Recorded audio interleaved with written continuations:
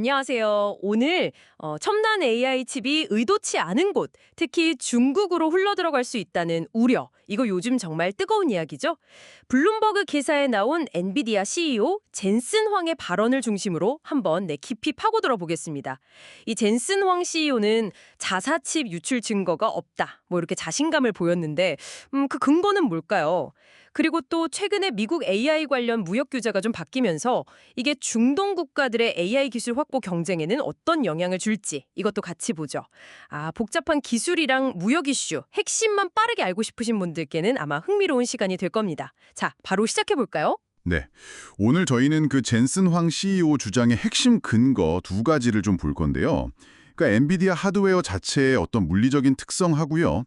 또 고객사들이 자체적으로 이걸 관리한다는 그 시스템, 이걸 좀 분석해 볼 거고요. 더 나아가서는 그 최근 미국 행정부 규제 변화가 가져온 새로운 무역 환경, 이게 지정학적으로 어떤 의미가 있는지, 거기까지 한번 짚어보겠습니다. 좋습니다. 그럼 먼저 황 CEO가 칩 유출 증거가 없다고 딱 잘라 말하는 첫 번째 이유? 이게 하드웨어 크기라는 건데 이게 좀 흥미롭더라고요. 최신 주력 제품이라는 그레이스 블랙와일 시스템. 이게 무게만 거의 2톤이고 GPU 72개, 프로세서 36개 이런 걸 통합한 엄청난 시스템이라고 하죠. 네, 맞습니다. 이게 그냥 무겁다는 걸 넘어서 그야말로 최첨단 거대 언어 모델 같은 걸 훈련시키려고 만든 데이터 센터급 장비거든요. 그러니까 설치하고 운영하는데도 고도의 전문성이 필요해서 주머니나 배낭에 쓱 넣어서 밀반출한다. 이건 사실상 불가능하다 이런 논리죠. 그렇죠. 물리적으로 거의 불가능하다. 근데 크게만 이유는 아니라고 하셨죠. 네, 여기서 사실 더 흥미로운 지점은 황 CEO가 고객사들의 자체 모니터링, 이걸 굉장히 강조한다는 거예요. 그러니까 엔비디아 기술을 사가는 국가나 기업들이 이걸 유출하면 안 된다는 걸 너무 잘 알고 있고 또 앞으로도 계속 기술을 공급받으려면 스스로 엄청 조심하고 관리한다는 거죠. 그러니까 기술을 계속 쓰고 싶으니까 알아서들 잘 관리할 거다. 이런 이야기네요. 그렇죠. 결국 기술 접근성을 유지하려는 그 고객사의 이해관계가 자체적인 규제 준수 동기로 작용한다는 분석입니다. 말하자면 엔비디아는 고객의 어떤 선이나 이해관계에 상당히 기대는 전략인 셈이죠. 고객사의 자정 노력에 기댄다. 근데 이게 정말 충분한 안전장치가 될 수 있을까요? 일각에서는 좀 의문을 가질 수도 있을 것 같은데요. 잠재적인 허점 같은 건 없을까요? 당연히 완벽한 시스템이라고 할 수는 없겠죠. 그래서 기사에서도 싱가포르 같은 곳에서 관련 조사가 진행 중이라는 언급도 있었고요. 하지만 엔비디아 입장에서는 이 최첨단 기술에 대한 접근 자체를 일종의 강력한 통제 수단으로 보는 것 같아요. 한번 유출 같은 문제가 생기면 앞으로 기술 구매가 어려워질 수도 있으니까요. 네, 일리가 있네요. 칩 자체의 특성, 그리고 고객 관리, 이거 말고 또 중요한 변화가 있다고요. 바로 미국 정책 환경 변화. 네, 미국의 AI 관련 무역 규제인데요. 기사를 보면 바이든 행정부 때는 예를 들어 중동으로 수출된 미국산 AI 칩이 다시 중국으로 들어가는 걸 막으려고 추가 라이센스를 요구한다든지 이런 식의 규제가 있었다는 거죠. 소위 AI 확산 방지 목적이었는데 트럼프 행정부가 들어서면서 이런 종류의 제3국을 거쳐가는 걸 제한하는 조치를 폐지하기로 했다. 이런 내용이군요. 바로 그 지점입니다. 이 규제 폐지가 특히 그 아랍에미리트, UAE나 사우디아라비아 같은 중동 국가들에게는 상당히 큰 영향을 미쳐요.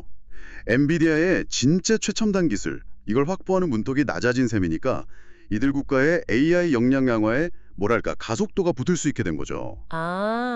그래서 젠슨 황 CEO가 최근에 미국 대통령이랑 같이 중동 방문한 것도 이런 맥락에서 볼 수 있겠군요. 네, 그렇죠. 이게 단순히 시장이 넓어진다는 걸 넘어서 더 큰 그림에서 보면 이 규제 폐지가 중동이 AI 기술 지형에서 어떤 다크호스로 부상할 가능성을 열었다는 게 핵심입니다.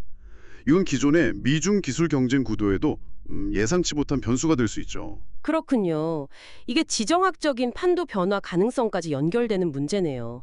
물론 그래도 AI 칩 유출 우려는 여전히 남아있을 텐데요.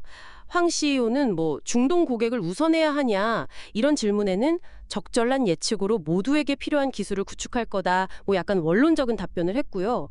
그러면서 미국의 기술 수출 자체에는 반대한다. 트럼프 행정부의 규제 완화는 환영한다. 이런 입장을 분명히 했죠.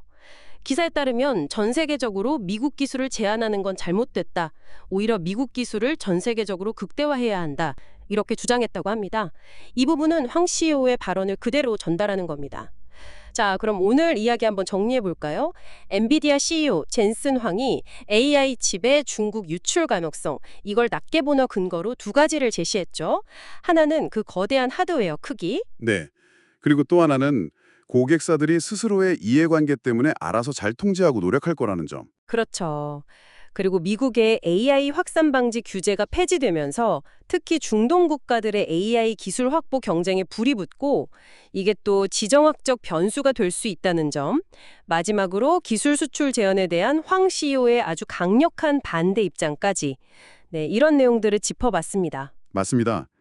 오늘 다룬 내용이 단순히 한 기업의 전략 문제를 넘어서서 이 최첨단 기술을 둘러싼 지정학적 역학관계라든지 국제 무역 규제의 복잡한 상호작용, 이런 걸 잘 보여주는 것 같아요. AI 시대를 맞아서 기술 접근성을 넓히는 것과 또 국가 안보나 기술 통제, 이 사이에서 어떻게 균형을 잡아야 할지 여러분께서도 아마 여러 가지 생각을 해보셨을 겁니다. 네, 마지막으로 이런 질문을 한번 던져보면서 마무리하고 싶습니다.